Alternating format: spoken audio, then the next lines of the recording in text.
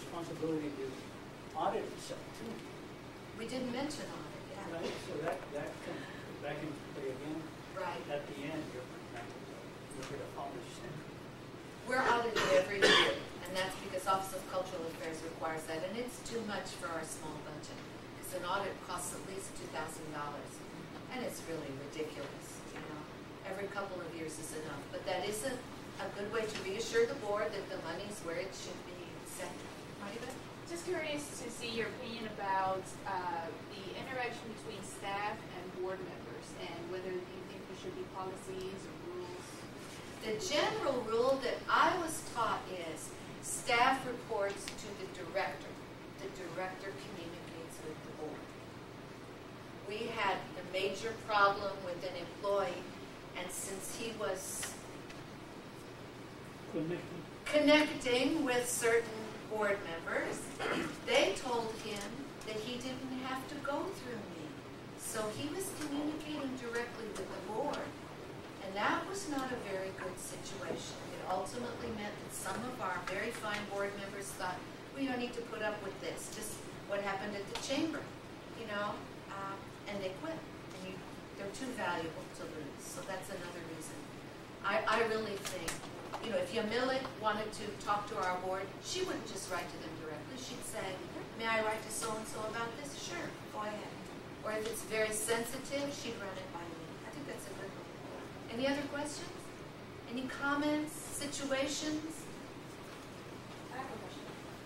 Maybe Mr. Cliff that we're starting. So our executive board is also going to be our board of directors. So does that ever cause conflict that you've ever seen in the past? I haven't seen that. Has anyone else? I mean, it's two separate jobs, but because we're going to be so small, it's going to be a combination. It would be better to be separate. Okay. The reason is the board has some function and the director has a different function. The director has what they want to do to the board and the board approves it. It's not the other way around.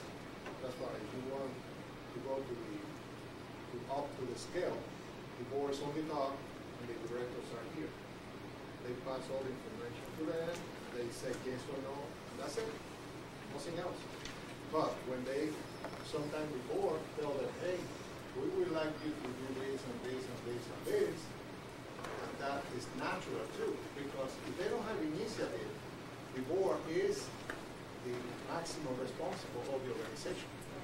And if they don't do their work, they have to get rid of them and put in new one, because you don't need that block here. The director is the most active part in the organization. If they don't work, it's not organized. And you need the checks and balances. Right, so like the Sarbanes Act, obviously after would never come about without use.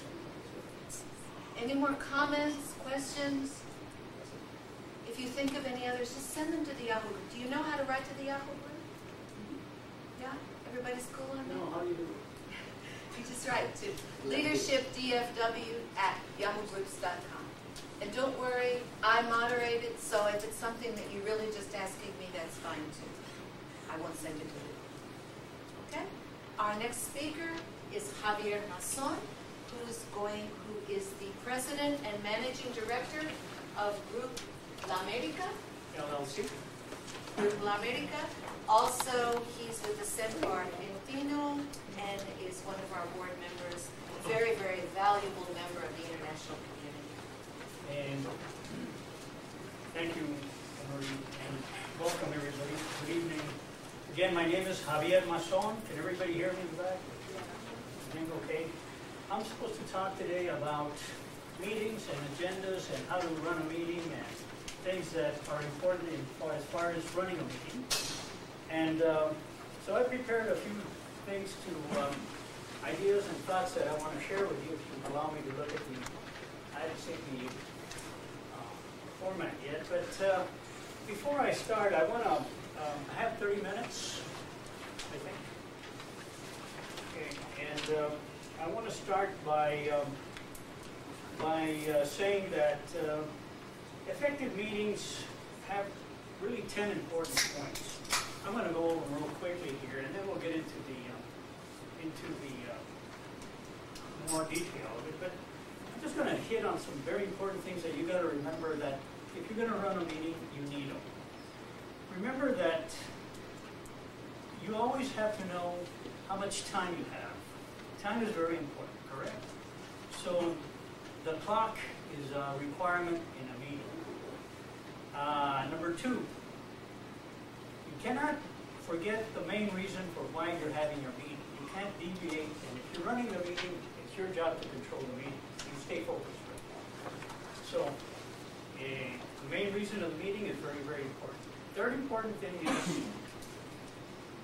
the golden rule in meetings: praise in public, criticize in private. So if somebody is not giving you comments or telling you what you need to hear, or making some comments that are not very good, do not try and criticize them in public. Try to praise them somehow and move the meeting forward. Try and have meetings during normal working hours if at all possible. Weekends are hard sometimes. People work. If you can get a late afternoon meeting, if these are nonprofit organizations, they usually meet on the weekdays during the evening hours. In the meetings, do not try and use group pressure to log conclusions. Don't run over people. And also another one is, do not use the meetings to destroy other people's careers, because that's very easy to do. If any comment that you say up here can be mistaken or misinterpreted and can affect somebody. The other thing is, another one, number 7, is keep the personal and corporate separate, distinct. Remember, meetings are not for social calls. These are meetings that you're after an agenda and you're trying to get things done. Number 8, remember that the best model for meetings is democracy, not monarchy. You want to get participation of people, you want to get everybody involved, you want to have a sense of people contributing to what you're trying to do. Number 9, prepare a clear agenda and circulate it beforehand.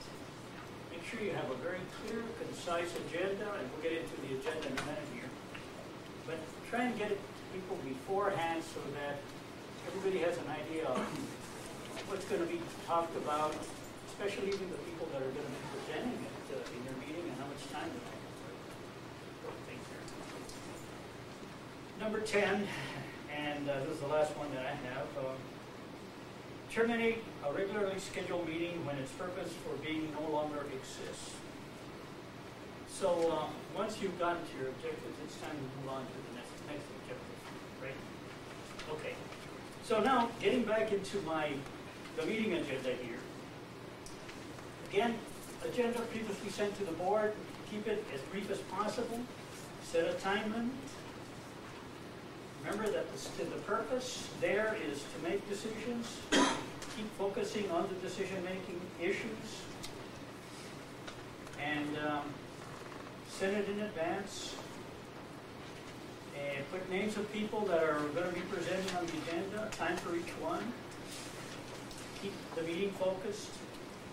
Encourage people to participate. Do not force anyone to speak. Do not embarrass anyone or put them on the spot. Be professional and have integrity are important elements when conducting a meeting. So integrity and professionalism are very, very important. Roll call check-in sheet established. When you're having your meeting, you can have the roll call in the meeting if it's a small group. But if it's a large group like we have tonight, we would have a list outside with somebody noting the attendance of the attendees, like Anne-Marie has shown there. And remember, if you're going to run a meeting, you've got to lead. If you're a leader, you're not going to be led. So you've got to control the meeting, you've got to focus the meeting. If the conversation goes astray, make sure it comes back into focus right away. on that point, will I interject something?